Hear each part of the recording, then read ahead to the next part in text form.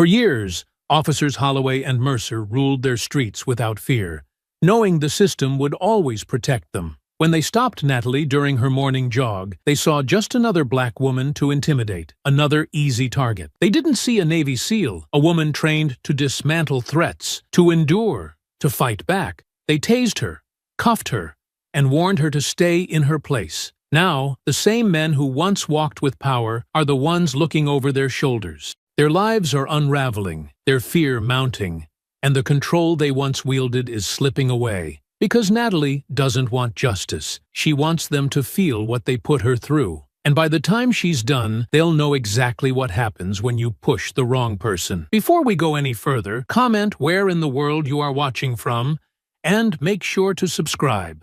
The rhythmic sound of Natalie Simmons's running shoes striking the pavement echoed softly in the stillness of the early morning. Each step was controlled, steady.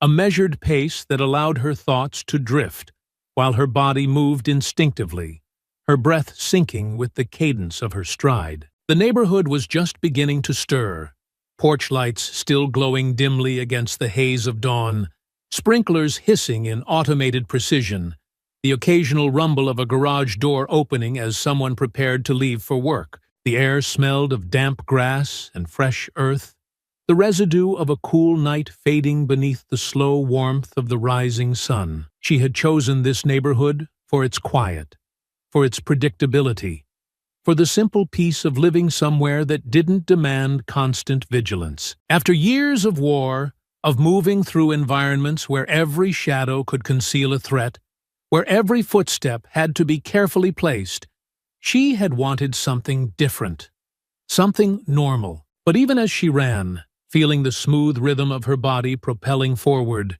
the ingrained habits of her training never fully faded. She noticed the subtle shifts in the environment around her.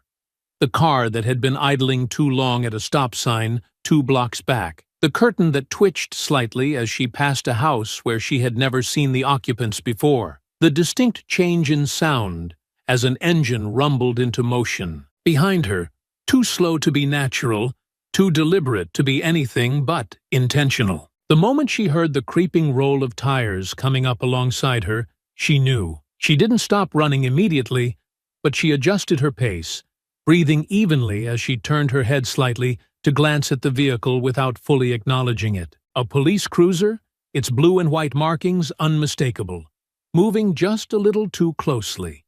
Just slow enough to feel like something other than routine patrol. She kept her focus forward, muscles coiled beneath the surface, resisting the instinct to react too soon. Then the voice came, cutting through the quiet like a blade against glass. "Hey!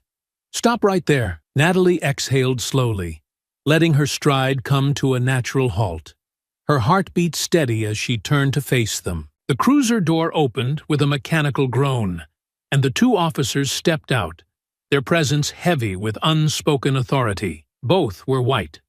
One older, broad-shouldered with graying hair beneath his cap, his movements slow, methodical, the weight of years in uniform shaping his posture. The other was younger, leaner, with a smirk curling at the edge of his mouth, the kind of expression that suggested he enjoyed moments like this.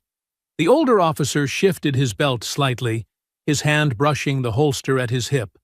A movement that could be casual, but wasn't. "What are you doing out here?" His voice was flat, the kind of tone that wasn't really asking, just demanding confirmation of what he had already decided. Natalie wiped a bead of sweat from her brow, inhaling calmly before meeting his gaze with steady control. "Jogging." The younger one let out a small scoff, shaking his head as he glanced at his partner. "Jogging, huh? That's funny. We got a call about a suspicious person moving through the neighborhood." The words settled in the air between them. Weighted, intentional. Suspicious person. A broad enough phrase to be used whenever it was convenient. Vague enough to justify anything they wanted. Natalie let a slow breath expand in her chest, her muscles still relaxed, her expression unreadable. Suspicious? How? The older officer tilted his head slightly, as if considering how much to entertain her question. Didn't say. Just that someone was moving between houses.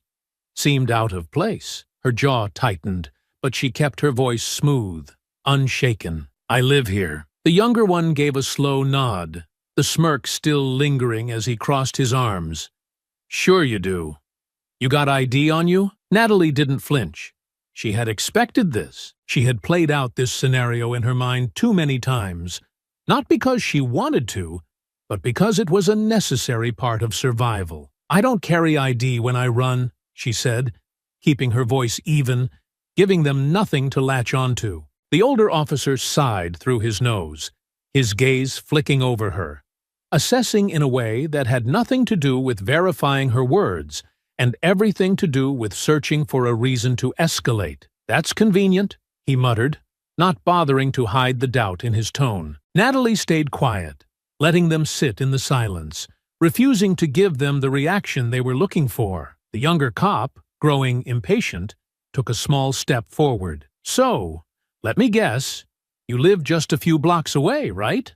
Nice house, good job." The way he said it, the mocking edge in his voice, made it clear what he thought of that possibility. She didn't react, didn't rise to the bait. The older officer adjusted his stance, giving a small, almost performative shrug. "Thing is, we don't see you around much. And people in this neighborhood, they notice when someone doesn't belong." There it was.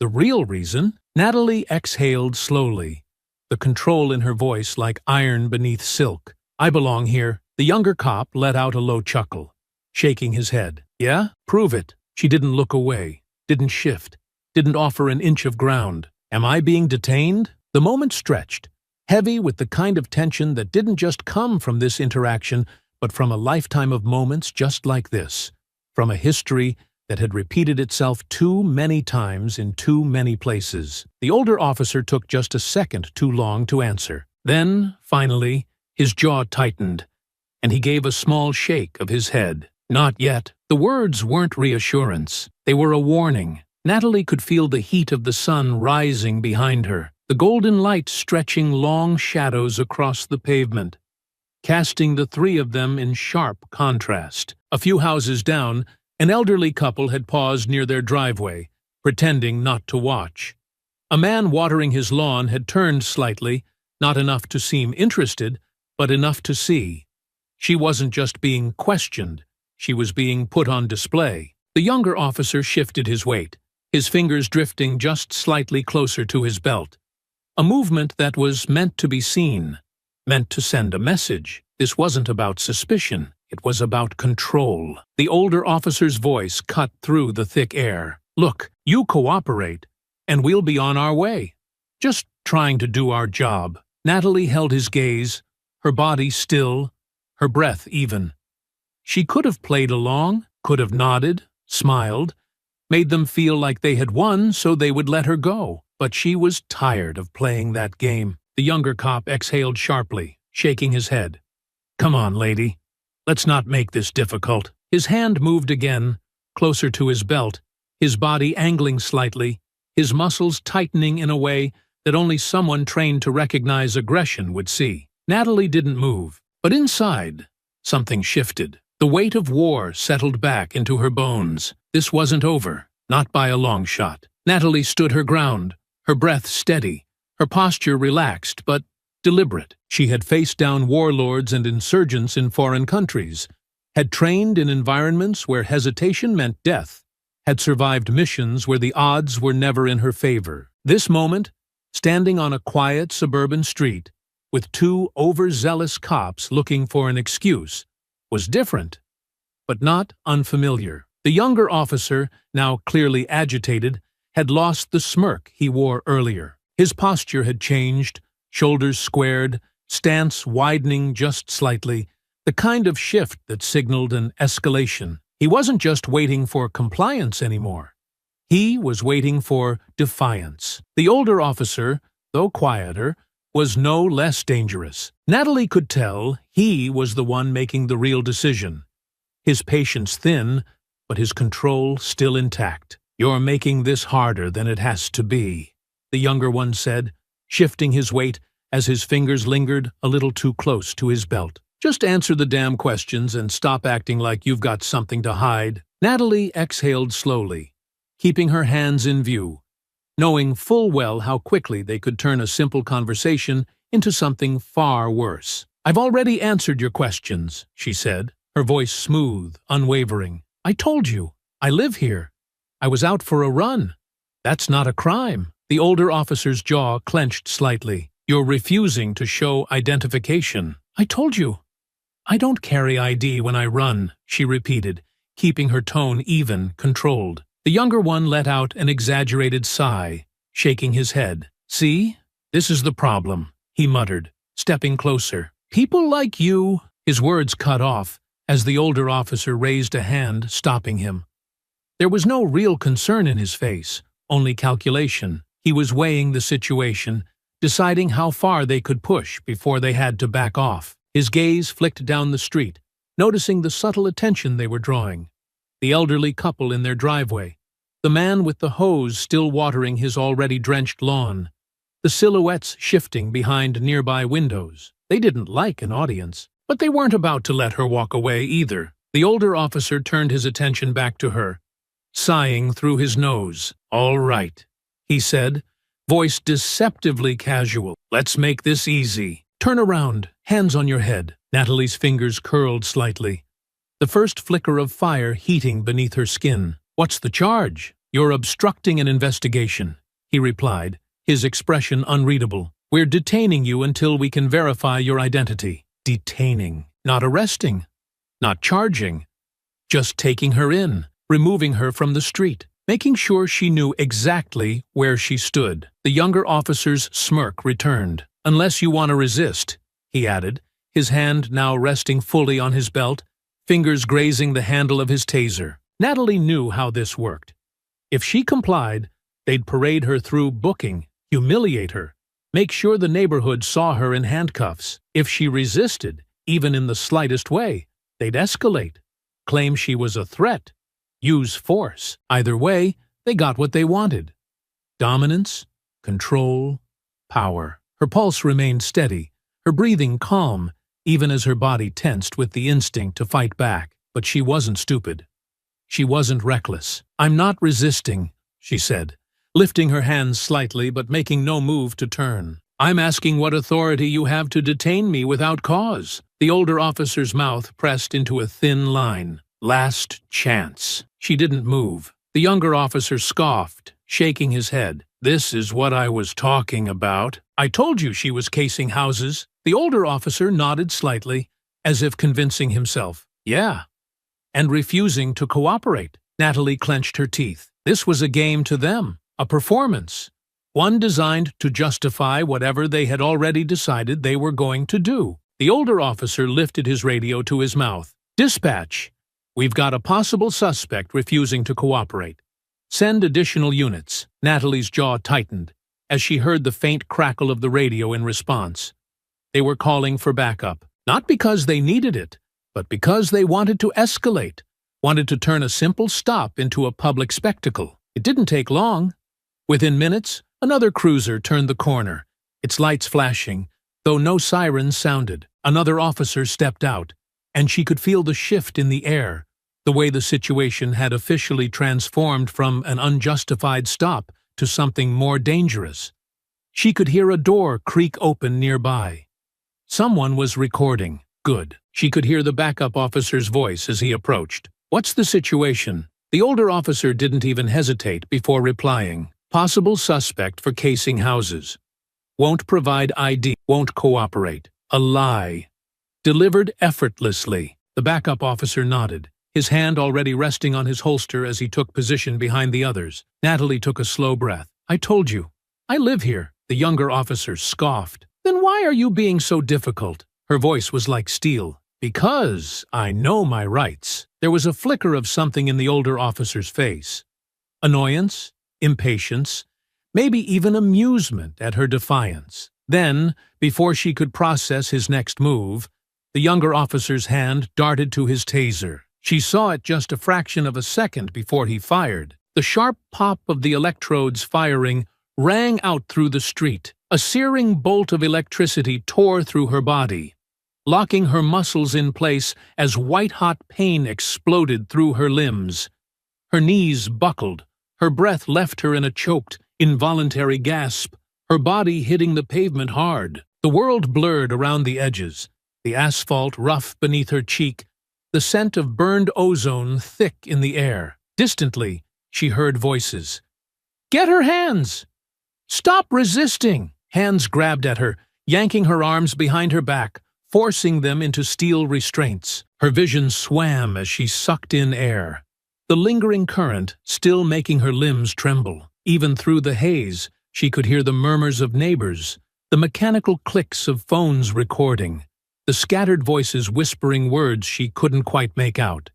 She hadn't resisted, and still, here she was, face down on the pavement, hands in cuffs, being dragged into the back of a police cruiser for no reason other than existing in a neighborhood they didn't believe she belonged in. The pavement was rough beneath Natalie's cheek, the sting of the taser still rippling through her limbs like an aftershock. She focused on her breathing, keeping it steady even as her muscles twitched involuntarily from the residual charge. The weight of a knee pressed into her back, shoving her harder against the ground, her arms wrenched behind her, metal cuffs biting into her wrists. She could hear them muttering above her, their words clipped, movements rehearsed, a well-oiled machine executing the steps they had done countless times before. "Stop resisting!" She wasn't resisting. She hadn't moved since they had taken her down, her body still sluggish from the voltage tearing through her nervous system.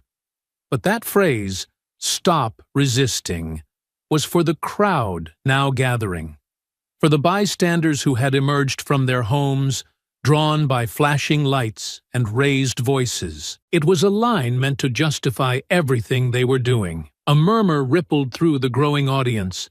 Neighbors, early risers, people who had been drinking coffee in their kitchens and stepped outside when they heard the commotion. Some had their phones raised, cameras pointed at the scene, but no one spoke up. No one stepped forward. Natalie's breathing remained steady, her eyes scanning what little she could see from the pavement. Faces, partially obscured by the glare of morning light, stood frozen on their porches, in driveways, on sidewalks. Some looked concerned, others wary, but none moved. She knew why. She had seen it before. Fear, not of the scene unfolding before them, but of what would happen if they got involved. A hand gripped her arm tightly, yanking her up from the pavement. The cuffs cut into her wrists as they pulled her onto her feet, her legs still weak beneath her. The younger officer, Mercer, was still wearing that smirk, though it had twisted into something sharper now, something edged with the satisfaction of power. "See what happens when you don't cooperate?" His voice was low, for her alone, his fingers tightening around her bicep as he leaned in just slightly. "You people never learn." Natalie's jaw clenched, but she said nothing. Not yet. The older officer, Holloway, glanced at the crowd, eyes flicking between faces, reading the tension, the cameras, the way the energy in the air was shifting. He didn't like this. The attention, the scrutiny. They had expected submission, quick compliance, a quiet arrest with no questions. They hadn't expected an audience. He turned to Mercer.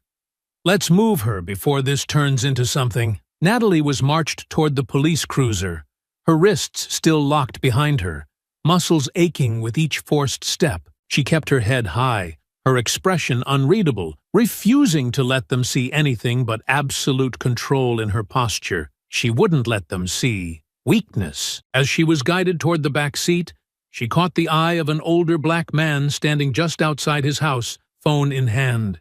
His expression unreadable. She knew what he was thinking. That recording wouldn't change anything. That it had happened before. That it would happen again. The cruiser door opened, and Mercer shoved her inside with unnecessary force. She caught herself before she slammed into the opposite door, adjusting her balance, shifting her weight. The door slammed shut behind her, sealing her inside. From the window, she could still see them. The gathering of neighbors, the shifting unease, the way some people exchanged glances, but said nothing. She wasn't expecting anyone to fight for her.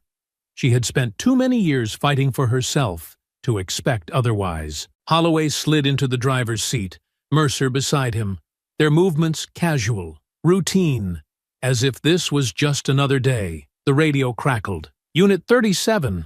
En route?" Holloway picked up the receiver, his tone businesslike. "Affirmative. Bringing suspect in now." Suspect. That word sat heavy in the stale air of the back seat, wrapping itself around her like a chain, like an expectation. Mercer glanced at her through the rearview mirror, his smirk still lingering, fingers drumming against the dashboard. "Gotta say, you made this a hell of a lot harder than it needed to be." Natalie didn't answer. She settled in, her mind already shifting gears, already moving past the moment, beyond the discomfort, beyond the ache in her muscles, beyond the ringing in her ears. This wasn't the first time she had been restrained. It was, however, the first time she had been restrained like this. The car pulled away from the curb, the neighborhood shrinking behind her. The murmurs of the crowd faded, replaced by the hum of the tires against the road. Mercer let out a short chuckle, glancing at Holloway. "Bet you $20 she's got a record. Want a check?" Holloway said nothing, his fingers tight around the wheel, his gaze fixed straight ahead. Natalie turned her head slightly, looking through the barred partition. "I hope you do check," she said, voice smooth, measured. "Might learn something interesting." Mercer let out another laugh, shaking his head. "Man, you really don't get it, do you?" He turned, angling himself to get a better look at her through the partition. "Doesn't matter what's on your record, doesn't matter who you are. You could be the damn president, and you'd still be sitting right where you are now." Natalie met his gaze, her expression calm. "I know exactly who I am," she said simply. Mercer rolled his eyes and turned back around. "Yeah? And where's that getting you?" The cruiser continued down the road, the station looming in the distance, the weight of the cuffs against her wrists, the dull ache in her muscles, the quiet hum of the radio. All of it settled into her mind like pieces of a puzzle arranging themselves into place. She wasn't thinking about the station. She wasn't thinking about the booking process, the paperwork, the holding cell. She was thinking ahead. She was thinking about what happened after. The cold steel of the handcuffs had been removed, but the imprint of them still lingered on Natalie's skin.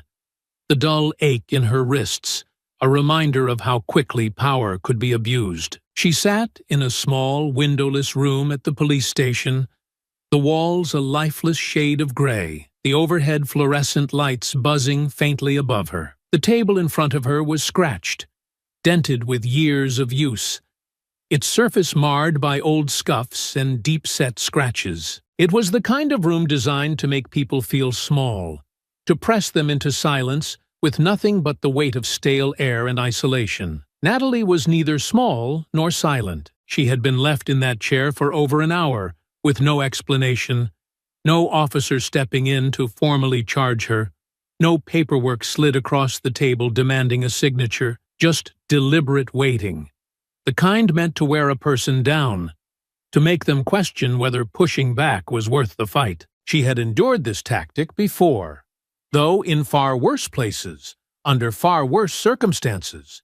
Sitting here, cuffed for jogging in her own neighborhood, was almost laughable in comparison. Almost. The door finally creaked open, and Holloway walked in, moving with the slow, measured confidence of a man who had done this more times than he could count. His uniform was crisp, his belt perfectly adjusted, every inch of him carrying the smug assurance of someone who believed himself untouchable. He pulled out the chair across from her, the metal scraping loudly against the tiled floor, and sat down, exhaling as though this was nothing more than a minor inconvenience for him rather than an outright abuse of authority. "Well," he said, settling back in his chair, his voice thick with condescension, "looks like you're clean." Natalie didn't react, her expression as unreadable as stone. Holloway tilted his head slightly, studying her the way one might a stray dog that refused to cower. He was testing her, waiting for a flinch, waiting for the moment she let frustration or fear slip through the cracks. He was going to be disappointed. "You're free to go," he continued, lacing his fingers together in front of him. "No charges. Just a misunderstanding." A misunderstanding. Natalie let the words settle between them, as hollow and weightless as the excuse itself. She had been tackled, tased, and handcuffed in the middle of her own neighborhood, dragged here without cause, and now they expected her to walk away like it had been nothing more than an unfortunate mistake, a clerical error that could be brushed aside with a shrug. "You tased and arrested me because I was jogging," she said, her voice steady, controlled. Holloway's smirk didn't waver. "Because you refused to cooperate." There it was, the same justification, the same gaslighting, the same twisted narrative that always got spun in situations like this. The burden of compliance was always placed on the person being harassed, never on the officers doing the harassing. Natalie held his gaze, unmoving. Holloway leaned forward slightly, lowering his voice as though offering a piece of well-intended advice. "Look, I'll be straight with you. This doesn't have to turn into a thing. You keep your head down, you won't have any more problems. But if you keep pushing, well," he let out a slow breath, shaking his head in mock sympathy. "We both know how that goes." Natalie's fingers curled slightly beneath the table, her nails pressing into her palm. She had been given warnings before, in war zones, in back rooms, in places where the stakes were life or death. She recognized veiled threats when she heard them. Her lips parted just enough for her next words to slip through, smooth and unwavering. "Are we done here?" Holloway exhaled, the amusement never leaving his face. "Yeah, we're done." Minutes later, she was walking out of the precinct, her belongings handed back to her with no apology, no acknowledgement that she had been wrongfully detained, just the smirking face of the desk sergeant as he slid them across the counter like she was some fool who had learned a lesson. But they had miscalculated. She wasn't the kind of woman who let things go. She was the kind of woman who took notes, who measured her responses, who studied her enemy before delivering the first strike. By the time she walked into the Internal Affairs Division the next morning, she had already gathered every detail she needed. She had spent the night combing through policy manuals, reviewing footage that neighbors had sent her, compiling every law and regulation that had been broken. She knew that the system rarely held its own accountable, that most complaints vanished into bureaucratic limbo, never to be seen again. But this wasn't about expecting justice. It was about making sure her name was on record, that Mercer and Holloway understood she wasn't going to let them rewrite the story. She sat across from a senior investigator, a weary-looking man in a navy suit, his tired eyes scanning her report as though he had read too many of them to believe any would lead to real consequences. When she finished recounting what had happened, he set his pen down, exhaling through his nose before folding his hands over the desk. "We'll review the footage and conduct an internal investigation," he said, voice neutral, almost mechanical. "If any violations are found, appropriate action will be taken." Natalie studied him. The way he said "if" rather than "when." The way his face gave away nothing, not even the smallest flicker of surprise. He had already decided how this would end. "We'll be in touch," he added, offering a thin, almost dismissive nod before standing. The meeting was over. Natalie left the building with no illusions. They would bury this. They would close ranks, protect their own, file her complaint away where no one would ever see it again. But that didn't matter, because she had just made her first move. Natalie had expected retaliation. She had seen enough of these cases, read enough reports, and heard enough stories to know exactly how the system protected its own. Officers like Holloway and Mercer didn't just walk away after someone like her filed a complaint. They wouldn't let it go unanswered. The goal wasn't to silence her in one swift motion. It was to wear her down, to send a message, to make her question whether it was worth pushing forward. It started small. At first, it was subtle enough that it could have been written off as coincidence. The morning after she filed the complaint, she found her trash bin overturned in her driveway, its contents scattered across the pavement, greasy food wrappers, shredded papers, and coffee grounds spilling onto the asphalt. She had stared at it for a long moment, her expression unreadable, before calmly grabbing a pair of gloves and cleaning it up. It wasn't enough to make her feel threatened, just annoyed. But it didn't stop there. A few days later, she noticed the scratch along the driver's side of her car. Deep, jagged, deliberate. At first, she had assumed it was just an accident. Maybe someone had parked too close. Maybe a stray shopping cart had scraped against it while she was in the grocery store parking lot. But then, it happened again. This time, she found a fresh set of scratches along the trunk, deeper than before, like someone had taken their time, pressing the key in harder, dragging it across the paint with slow, methodical precision. The pattern was becoming obvious. It was no longer coincidence. It was a message. That night, she set up a motion-activated camera outside her garage, adjusting the angle carefully, making sure it covered the entire length of her driveway. She didn't expect to catch anything immediately, but she wasn't the type to sit back and wait. She would watch, observe, and gather evidence the same way she had done in hostile territories overseas. By the end of the week, it escalated again. Natalie woke early, stepping outside just as the first traces of dawn stretched across the sky, the cool morning air wrapping around her skin. As she walked toward her car, she felt it before she saw it. That prickle of awareness, the faint shift in energy that told her she wasn't alone. Then she spotted it. A car, dark, unmarked, parked further down the street. Not directly in front of her house, not close enough to be obvious, but positioned just well enough that it had a clear view of her home. It wasn't a neighbor's car. She knew every vehicle that came and went on her block, and she had never seen this one before. She paused, her gaze trailing over its tinted windows, the idling engine barely audible in the morning stillness. She waited a few seconds. 10, 15. Most people, if they were lost or looking for an address, would have moved by now. The car didn't move. She exhaled slowly, turning away, acting as if she hadn't noticed. But the moment she stepped back inside her house, she went straight to the front window, staying just out of sight, watching. The car remained there for another 20 minutes before finally rolling forward, creeping down the street at an unnatural pace, before disappearing around the corner. Natalie closed her eyes briefly. So, that's how they wanted to play it. She didn't react, didn't call anyone, didn't let her routine change. That was part of the game. They wanted her rattled, wanted her to feel like she was always being watched. Over the next few days, the pattern repeated. The unmarked car never parked in the same place twice, always shifting, always adjusting, never staying long enough to be called in as suspicious. But it was there, lingering just at the edges of her vision, a reminder that she was being observed. A week after filing her complaint, she came home late from the gym, the street quiet, most of the neighborhood already settled in for the night. As she pulled into her driveway, she caught something in her peripheral vision. Movement near the side of her house, a shadow, just for a split second, slipping out of view. She didn't panic. She killed the engine, sat still for a moment, listening.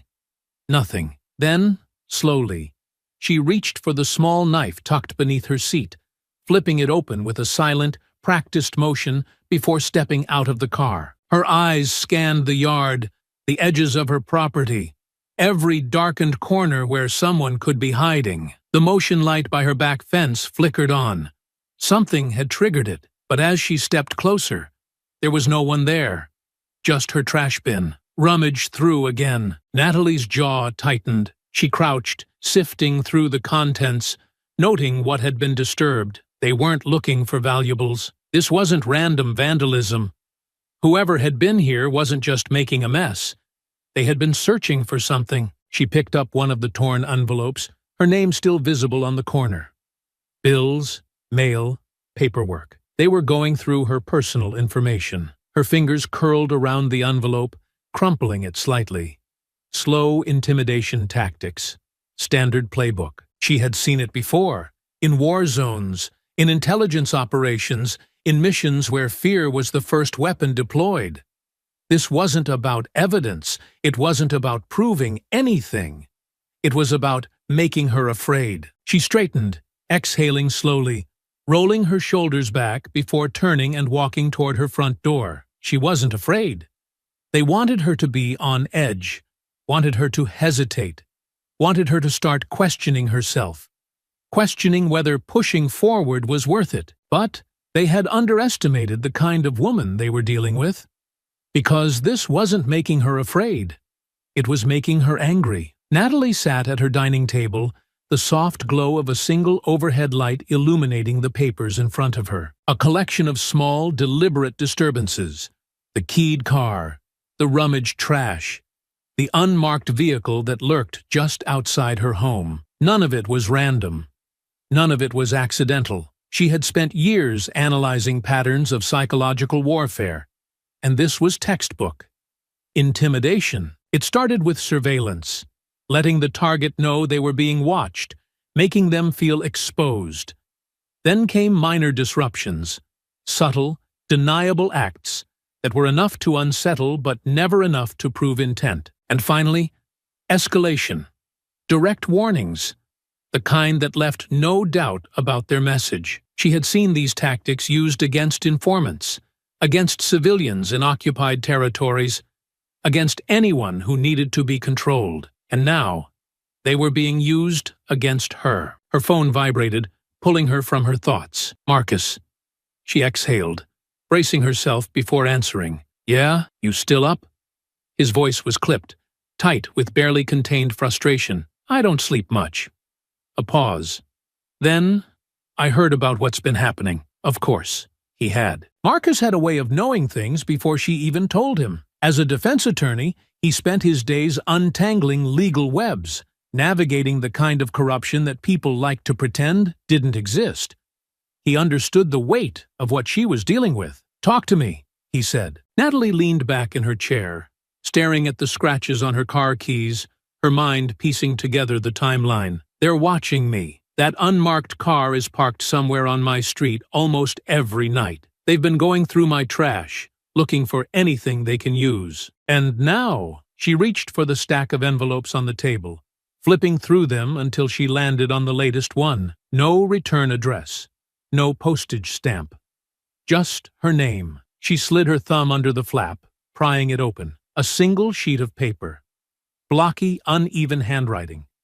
Drop the complaint. Walk away. She exhaled slowly. Now I'm getting letters. Marcus was quiet for a long moment before he sighed. Nat, don't tell me to let this go. I'm telling you to be careful, he corrected. You know what happens when people go after cops. They don't play fair. She knew.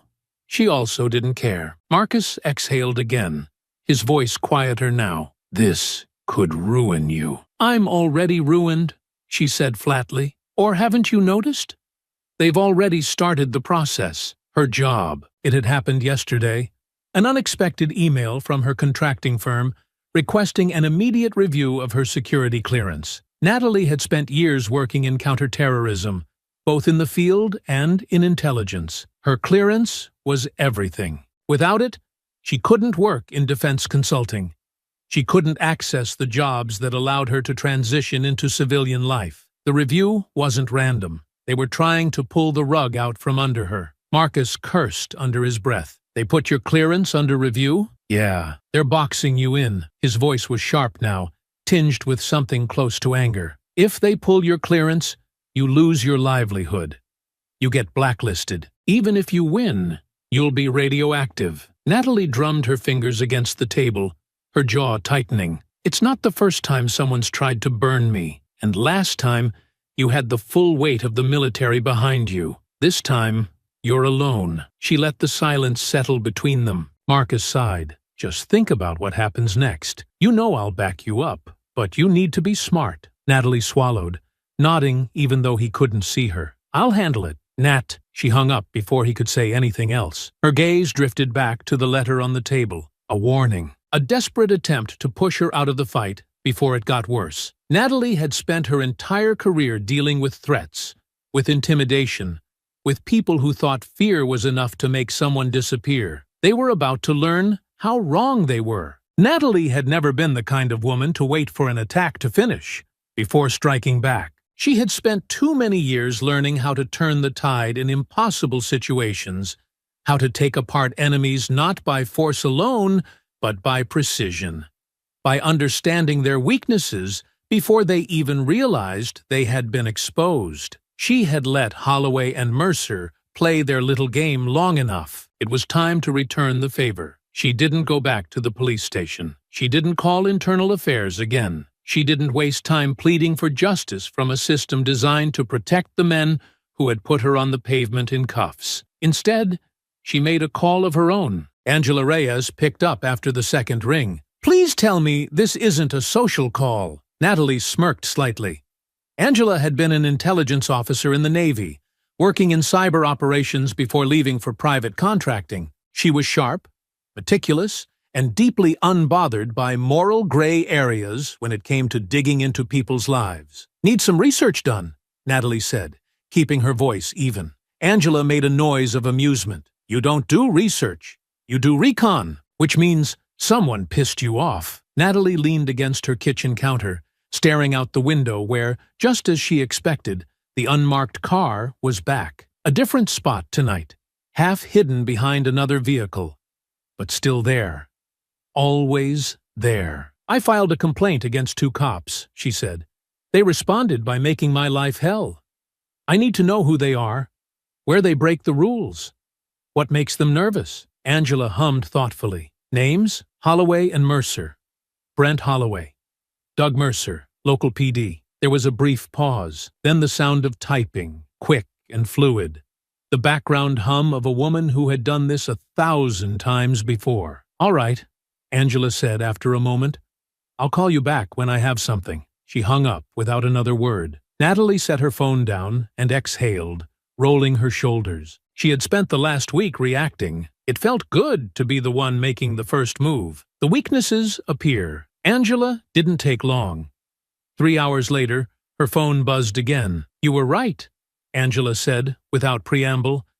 "They've got skeletons." Natalie's lips pressed into a thin line. "Talk to me." "Holloway first," Angela said, her tone shifting into something more clinical.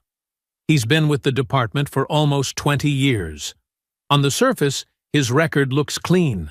Commendations, community outreach work, the usual PR nonsense. But when you start looking at his financials, things get interesting." Natalie's grip on the phone tightened slightly. "How interesting?" "He's involved in some off-the-books real estate deals.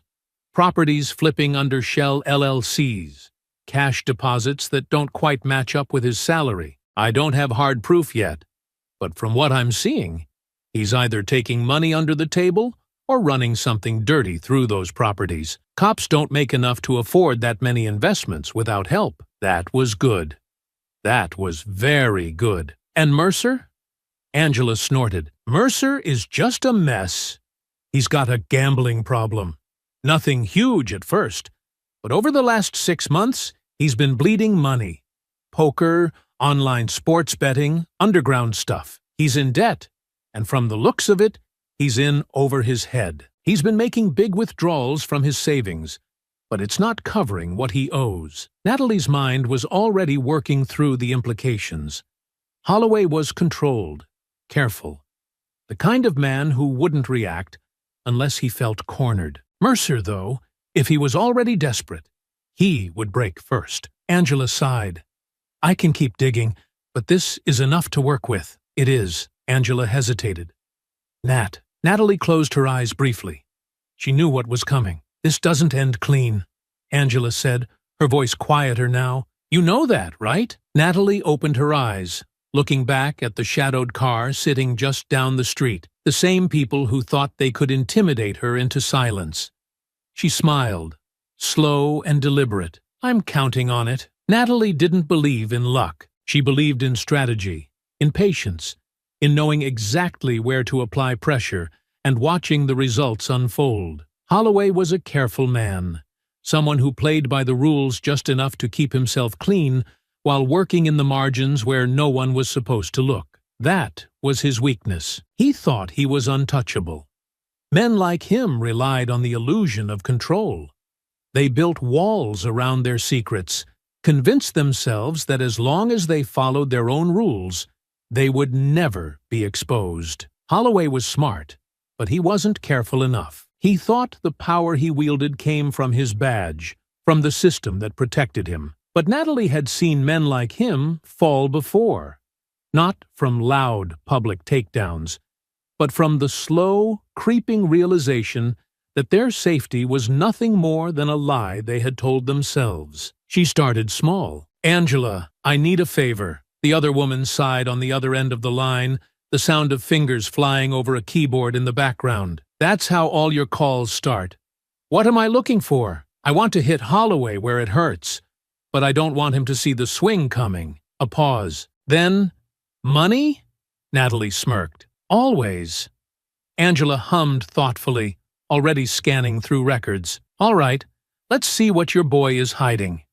Cops like him don't live on their salaries alone. They either have side hustles or they're getting kickbacks from somewhere. Give me a few hours." Natalie didn't need a few hours. She already knew. The first crack appeared in the form of an anonymous tip to a local investigative journalist. A simple email, untraceable, vague enough to stir interest but detailed enough to start the process. The article dropped the next morning, a quiet but deliberate ripple in the local news.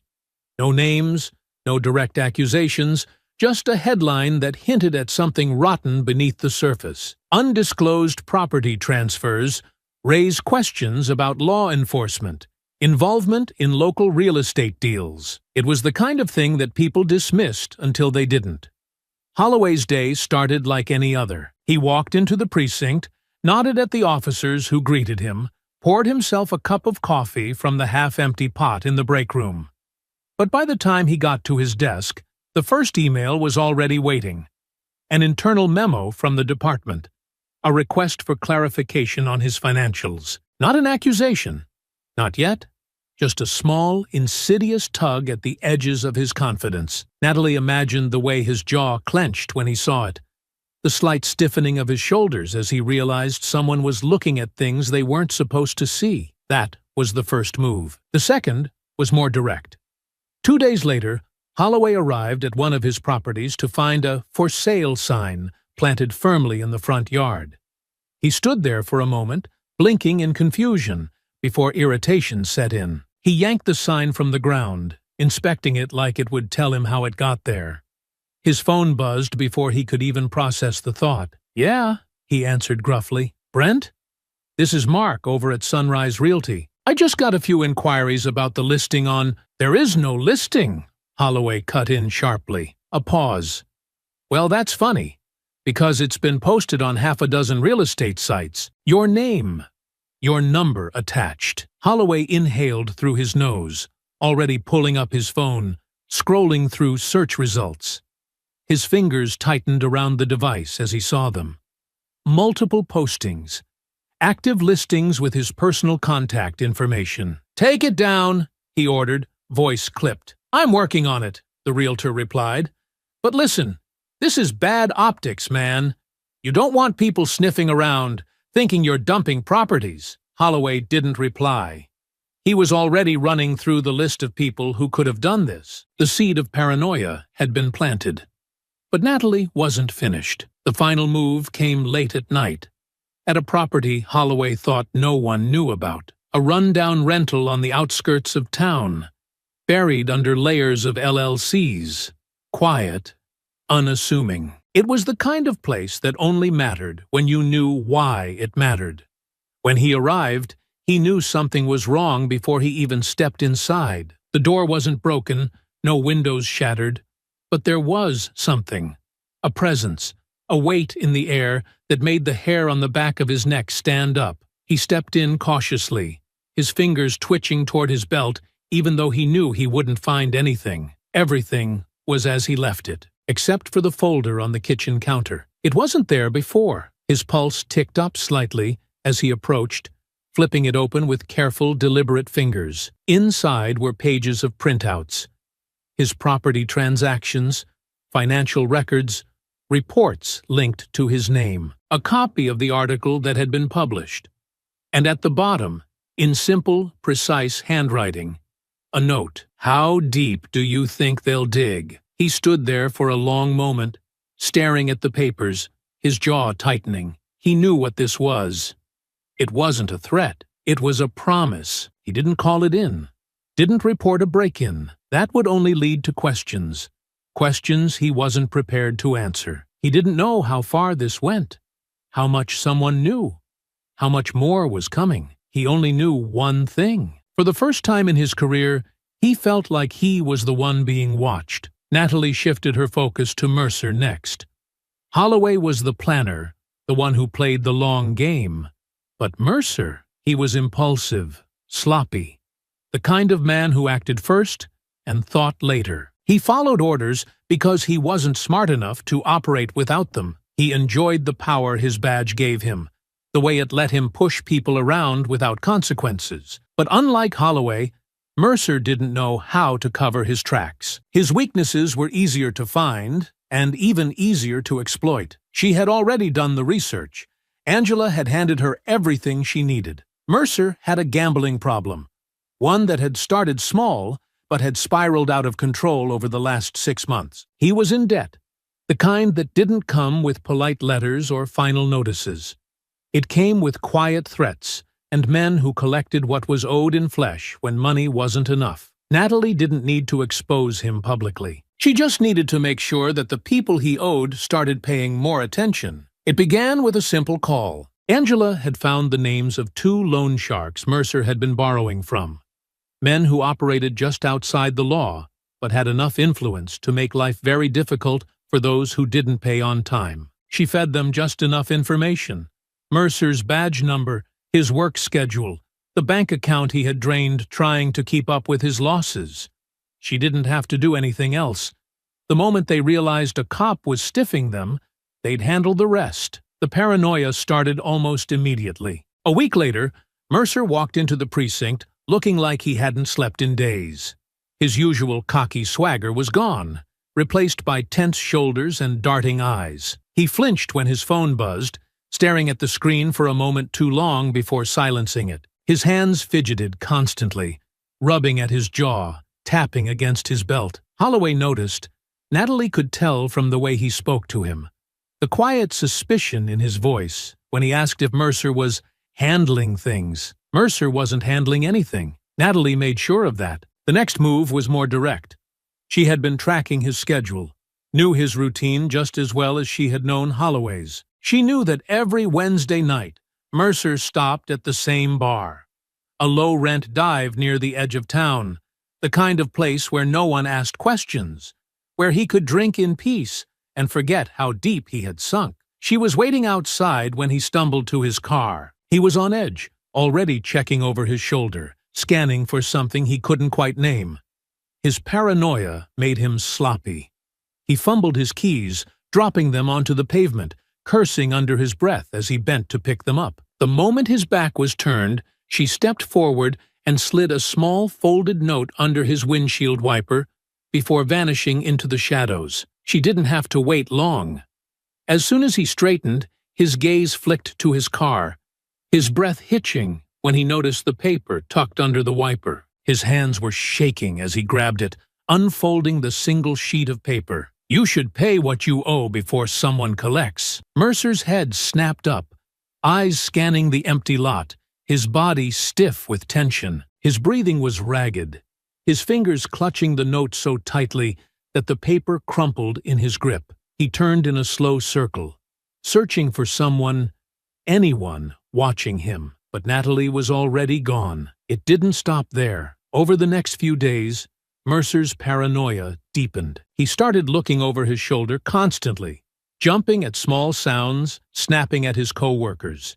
He changed his routine, taking different routes to work, avoiding his usual haunts. He even skipped his Wednesday night bar trip, too afraid to go back. Then Natalie escalated further. Late one night, she slipped into the police parking lot and left a small package on the hood of Mercer's squad car.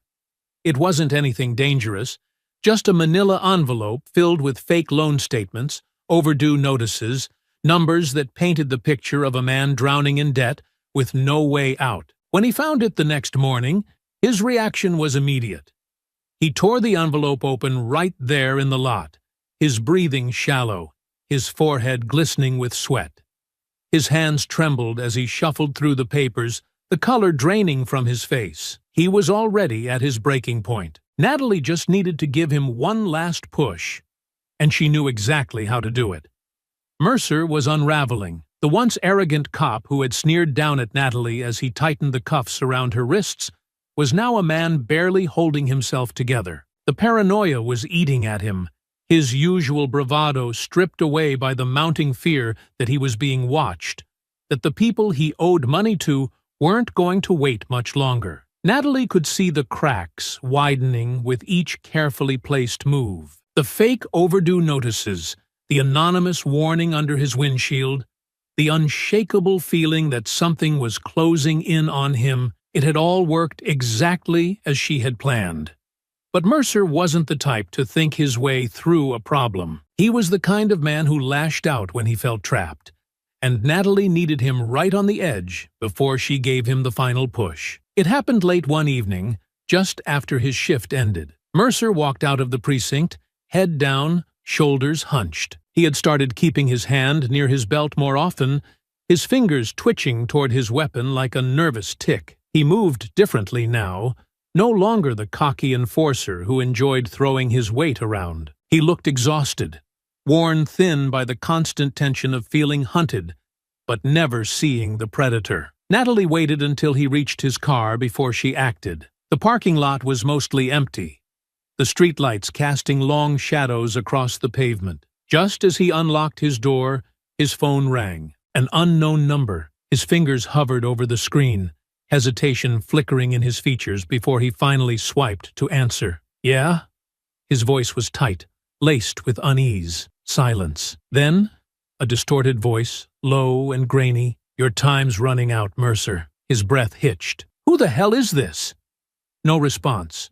Just the sound of steady breathing on the other end. Mercer turned sharply, eyes scanning the lot, his free hand instinctively reaching for his gun. The line went dead. Natalie watched from a distance, hidden in the shadows of a nearby alley, her burner phone still clutched in her gloved hand. She had distorted her voice with a voice changer app, just enough to make it untraceable but menacing. Mercer was already on edge. She just needed to keep tightening the noose. He stood frozen by his car, breathing hard, eyes darting around like he expected someone to step out of the darkness. His paranoia was so consuming that he didn't even notice the small piece of paper tucked under his windshield wiper. When he finally spotted it, his movements were frantic. He yanked it free, his fingers trembling as he unfolded the note. "You know what happens to guys who don't pay their debts." Natalie watched as Mercer turned in a slow circle, his breathing ragged, his face twisted in desperation. He was losing it. She had seen it before, in war zones, in interrogation rooms, men who thought they were in control until the pressure became unbearable. Mercer climbed into his car, his hands gripping the wheel, his body rigid with tension. He didn't drive off immediately. Instead, he sat there, unmoving, as though trying to piece together how his life had spun so far out of control. Then, as if on cue, his phone rang again. This time, he didn't answer. He threw the device onto the passenger seat, cursing under his breath before finally peeling out of the lot, his tires screeching against the pavement. Natalie waited a few seconds before stepping out of the shadows. She had just planted the final seed. Mercer wasn't just afraid anymore. He was desperate. And desperate men made mistakes. Mercer's paranoia reached its peak faster than Natalie had anticipated. She had expected him to crack, but she hadn't expected it to happen this spectacularly. The pressure had been building for weeks, each move chipping away at his already fragile sense of control. Now, he was a man barely keeping himself together, his once cocky demeanor replaced by erratic, jittery movements and a hair-trigger temper. It all came to a head on a quiet Thursday evening. Natalie had been tracking his movements, watching as he changed his routine, doubling back on his own routes, and scanning his surroundings like a man expecting an attack. He wasn't sleeping much, and it showed in the dark circles beneath his eyes, the way his shoulders stayed tense, even when he was sitting still. That night, he left the precinct earlier than usual, avoiding the usual after-shift bars and heading straight home. But he never made it inside. As soon as he stepped out of his car, he noticed a figure across the street. Natalie watched from a distance, unseen, as Mercer's entire body went rigid. The man wasn't doing anything suspicious, just standing near a parked sedan, looking down at his phone. But in Mercer's unraveling mind, it was confirmation of everything he had been dreading. Someone was following him. Someone was waiting for him to slip up. He reached for his gun without hesitation. "Hey!" he barked, voice sharp and cracking slightly, as he stalked toward the man, his weapon now fully drawn, shaking just enough to be noticeable. "Hands where I can see them!" The man barely had time to react before Mercer was on him, pressing the barrel against his chest. "What the hell do you want?" Mercer's voice was frantic now, his breathing ragged, his entire body coiled like a live wire. The man lifted both hands slowly, his eyes calm despite the weapon aimed at him. "Detective Julian Reyes, Organized Crime Unit." His tone was smooth, controlled, his badge gleaming under the dim glow of the streetlights. Mercer blinked, his grip on the gun faltering for just a second. Then reality crashed down on him. He had just pulled a weapon on an undercover investigator. Reyes held his position, his expression unreadable. "You want to lower that before we both regret it?" Mercer took a step back, his breathing still uneven, his hands shaking as he holstered the gun with unsteady fingers. "What the hell are you doing here?" he demanded, trying and failing to mask the panic in his voice. Reyes didn't move. "Working a case." A pause.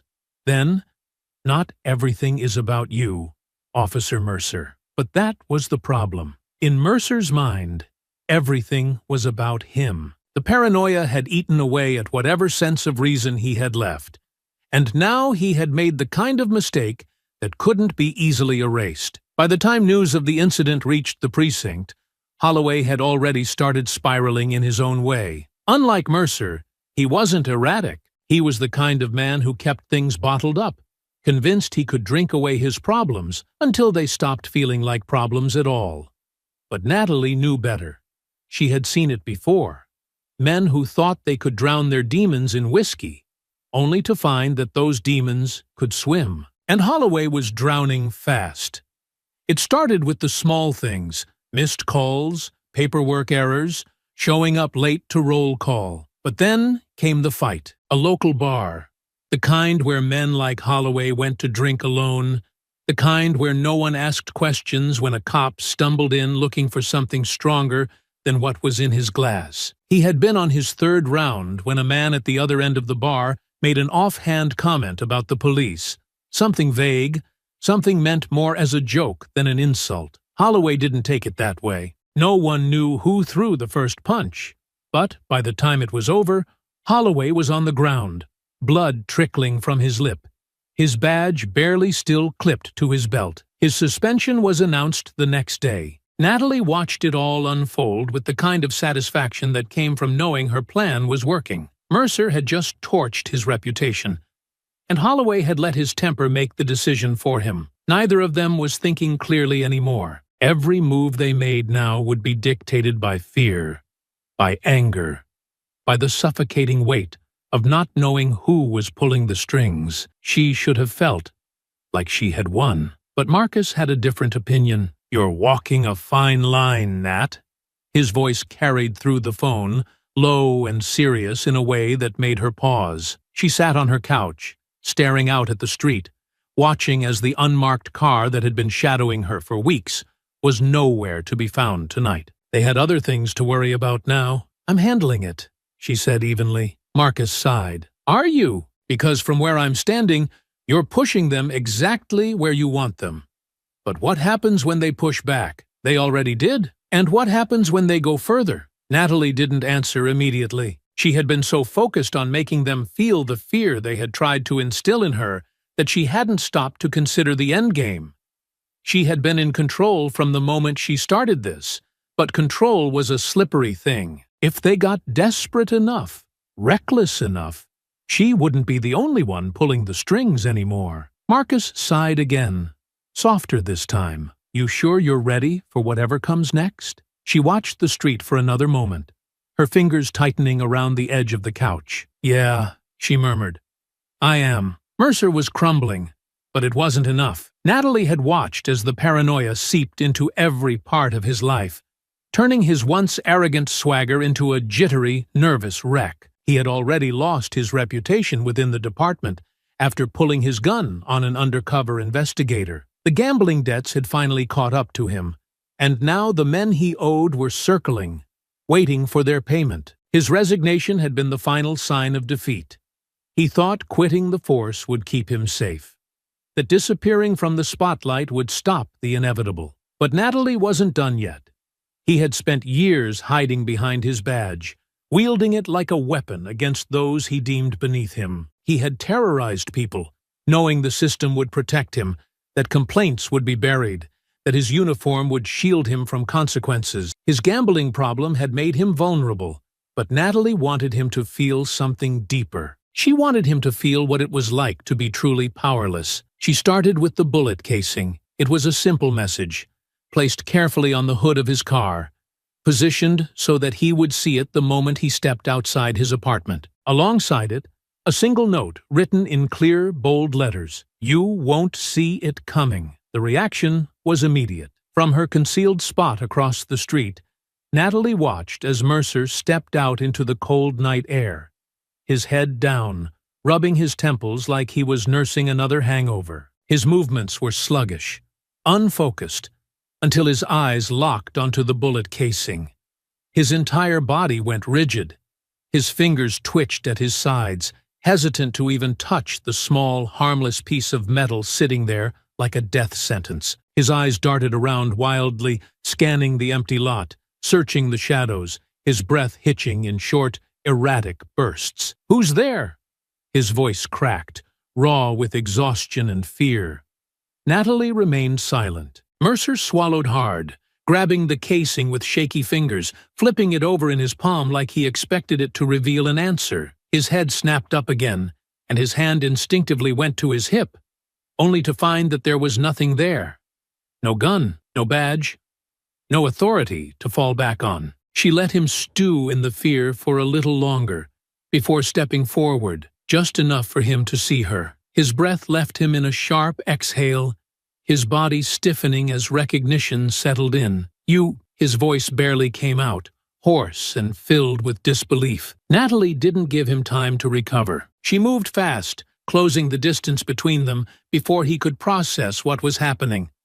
A brutal, calculated strike to his ribs sent him stumbling back against his car, wheezing as pain shot through his body. His hands flailed, trying to steady himself, but she was already on him again, driving a knee into his stomach. He gasped, doubling over, his forehead pressing against the cold metal of the car door. You like putting people on the ground, don't you? Her voice was calm, measured, the same way his had been the night he and Holloway arrested her. Let's see how you like it. Before he could recover, she swept his legs out from under him. His body hit the pavement hard, his head bouncing slightly against the concrete. He groaned, rolling onto his side, coughing violently. Stop! She crouched beside him, grabbing his collar and yanking him up just enough so that their faces were inches apart. You think I don't know who you are, she said, her voice low, almost conversational. You think I didn't find out about every single person you harassed,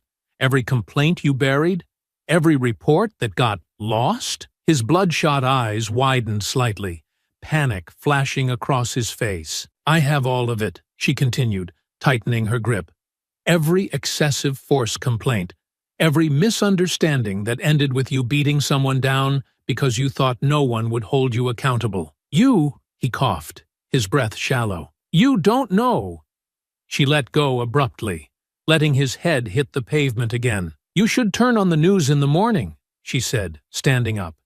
Maybe you'll see some familiar names. Mercer wheezed, his chest rising and falling unevenly, but she didn't wait for him to recover. She reached into her pocket and dropped something beside him. Another bullet casing. This time, he flinched. You're gonna spend the rest of your life looking over your shoulder, she said, her tone almost soft. And the best part? You'll never know if I'm actually there. She turned and walked away, her footsteps steady, unhurried. She didn't need to look back, to know that Mercer wasn't getting up anytime soon. By the next morning, his name was all over the news. Former officer under fire as past complaints resurface. Ex-cop accused of excessive force in previously buried cases. His victims were finally being heard. The stories he had tried to erase were now the top headlines. His former colleagues refused to comment. The department scrambled to distance itself from him.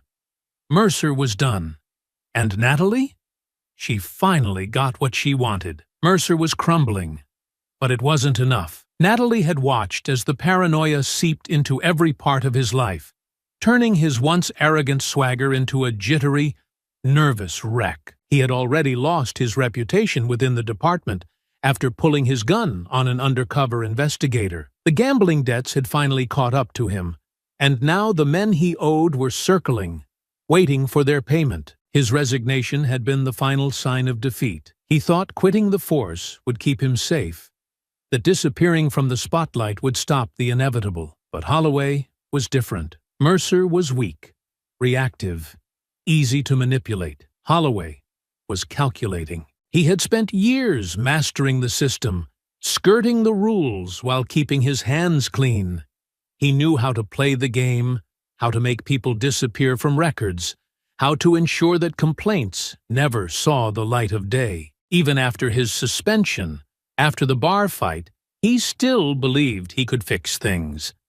That all he needed was time and the right connections to pull himself back up. Natalie wasn't going to give him that chance. She had already planted the seeds of his downfall. Internal Affairs was watching him now, the whispers of his real estate schemes getting louder, the kind of scrutiny that wouldn't just vanish with a well-placed favor.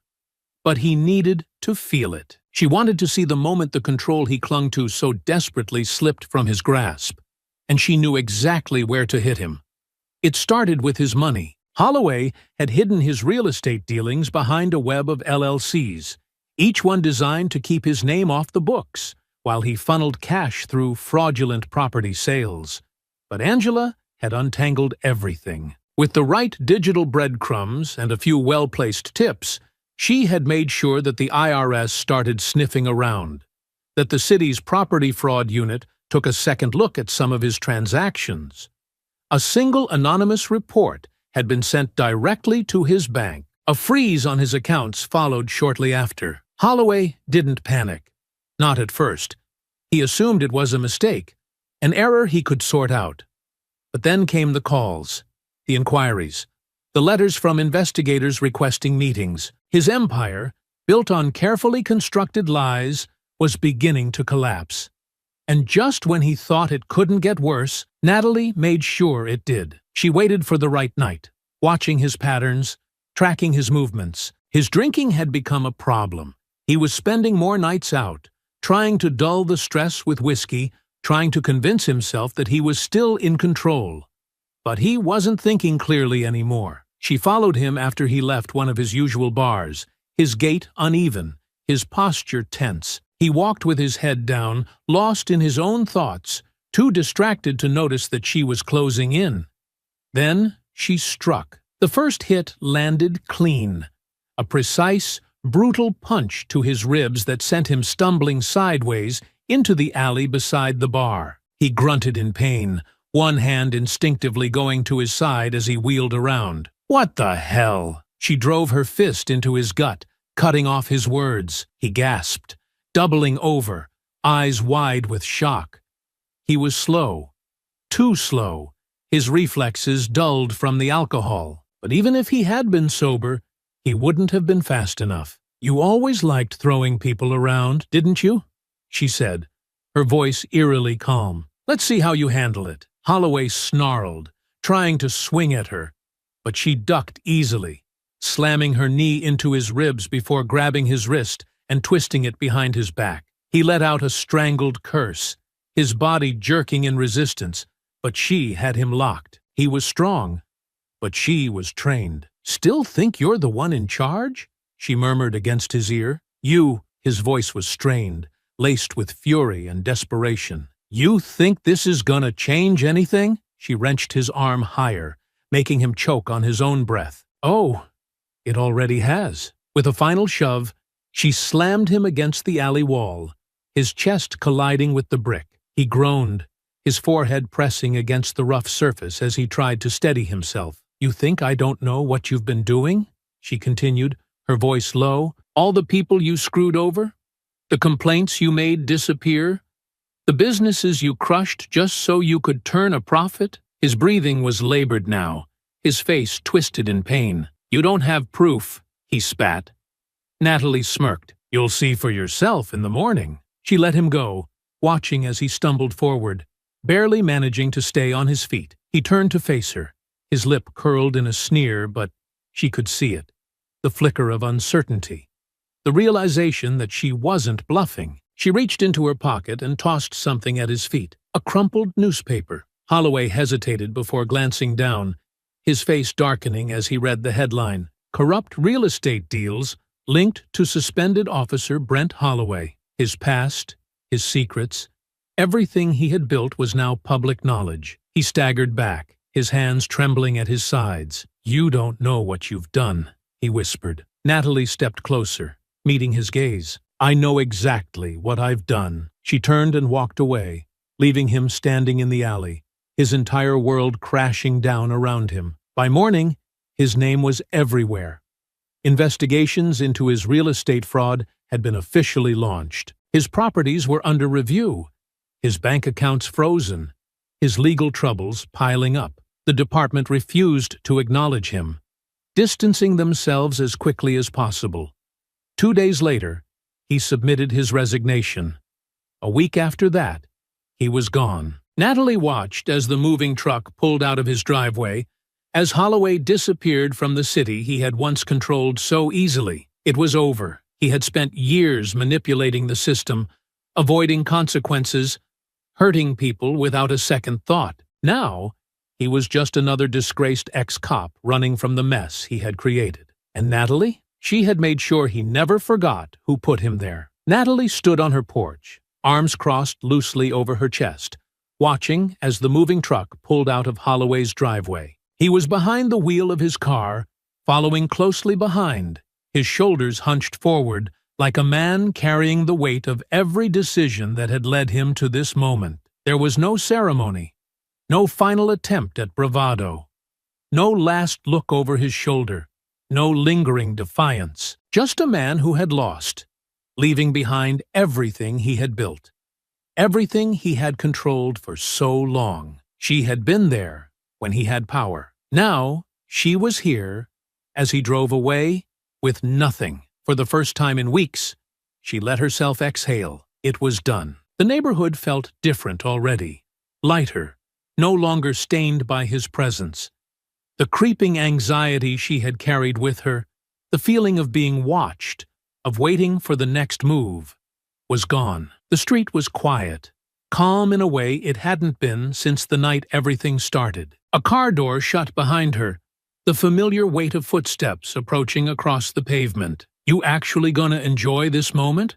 Or are you already planning your next war?" Natalie smirked without turning around. "You always gotta ruin the mood, Angela?" Angela stepped up beside her, her posture relaxed, hands tucked into the pockets of her jacket. The night was still, the only sound the distant hum of a passing car blocks away. Unlike Natalie, she wasn't watching the truck disappear down the street, taking Holloway with it.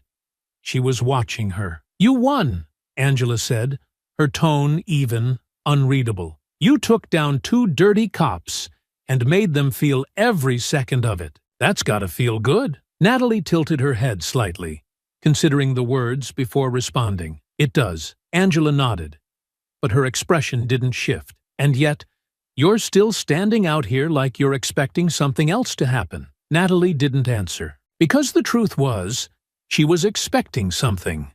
Maybe not from Holloway or Mercer. They were finished. But from something else. The world had never let her rest for long. There was always another battle.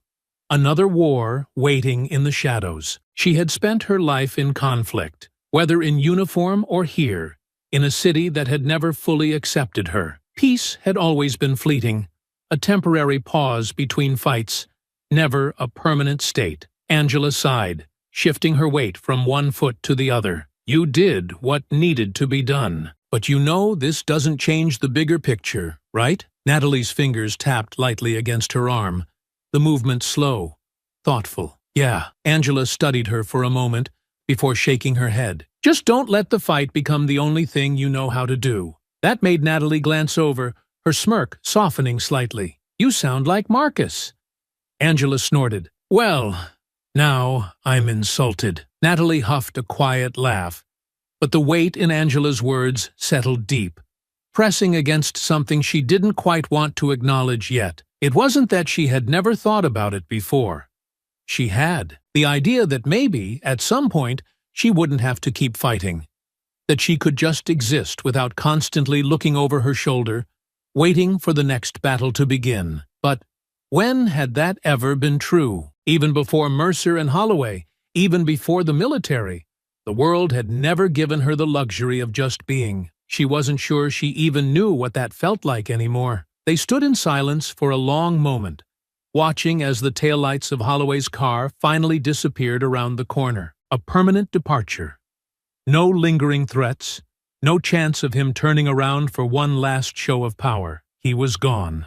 For good. Angela exhaled, stretching her arms over her head, her posture shifting into something looser, less burdened. All right. Now that your revenge tour is over, I'm getting food. You coming? Or are you just gonna stand here all night like Batman? Natalie shook her head, her lips curving just slightly. I'll catch up. Angela gave her a look, the kind that carried meaning without words, but didn't push further. Instead, she clapped her on the shoulder, the gesture grounding, familiar. Don't go looking for another fight, she called over her shoulder as she headed toward her car. At least not tonight. Natalie didn't reply, because she wasn't sure she knew how to stop. Minutes later, another car pulled up, its headlights briefly illuminating the street before flicking off. The engine idled for a moment. Then the driver's side door opened. Marcus stepped out, his gaze drifting toward Holloway's empty house, the for sale sign still planted in the front yard, like a final, silent declaration that he was never coming back. His lips pressed into a thin line as he took in the sight before turning his attention to Natalie. He didn't look angry. He didn't look relieved, just resigned. He climbed the porch steps slowly, his hands tucked into the pockets of his jacket, his movements careful, as if weighing the words he hadn't yet spoken. When he finally reached her, he stopped beside her, staring out into the quiet street. You did it, he said simply. Natalie nodded once. Yeah. Silence stretched between them, the weight of everything unspoken settling into the night air. Marcus exhaled, rubbing a hand down his face before shaking his head. You know I can't say I approve of all this, he muttered.